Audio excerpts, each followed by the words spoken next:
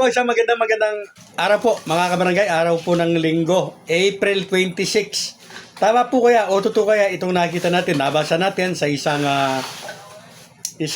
post po na nagsasabing ito pong si Madam Amy Marcos ay umentra na naman na para pong nag-file ng bill para po amyendahan ito nga pong pagpopospon po ng halalan sa November 2, 2026 Republic Act 12232 na sa ating pong pagkakaalam ay si Amy Marcos pa rin po ang author nito o promotor po nito.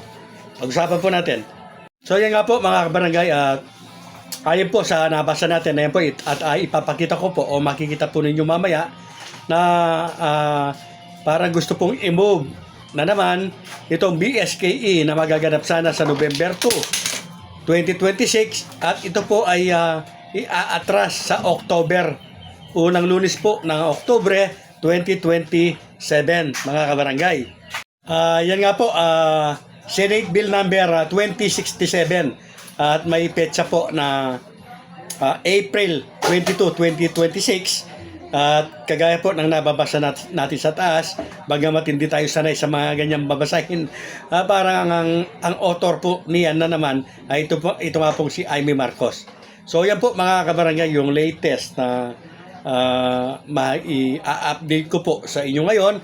I-verify na lamang natin kung ito po ay totoo. Ano po, siyempre ginawa ko lang po ang content na ito para mas maging aware po tayo sa mga nangyayari, lalo-lalo na po ang usaping ito ng ating paparating po sana na barangay at SK election, na sa aking paniniwala na ito po ay matutuloy na dahil nga po sa Republic Act 12232 at sa aking pong kaunting pangunawa ay para sa akin hindi po kasi sapat na gamitin, sinasabing gagamitin yung pondo sa iba, ano po, at ganun din po yung pagre-realign ng budget ng COMELEC para sa ibang gamitin, lalo-lalo na gagamitin nga po ito sa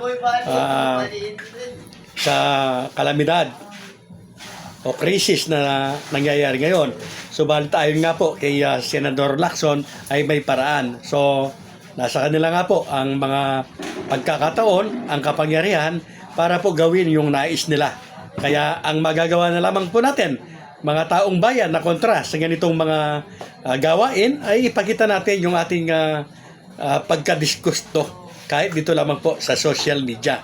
So antabayan na po natin yung mga susunod pa po na mga pangyayari o mga mangyayari pa na kung talagang mapopospon na naman muli ito pong BSKE 2026. Muli po mga kabarangay, ang batas po na umiiral sa salukuyan, ito nga ang Republic Act 12232 na nagtatakda po ng halalan sa November 2, 2026. Kaya lamang po dahil sa ating mga na-eksperyensya na dahil nga po sila ang batas ay nagagawa po nila ang anuman po nilang ang gusto nila o nais po nilang mangyari.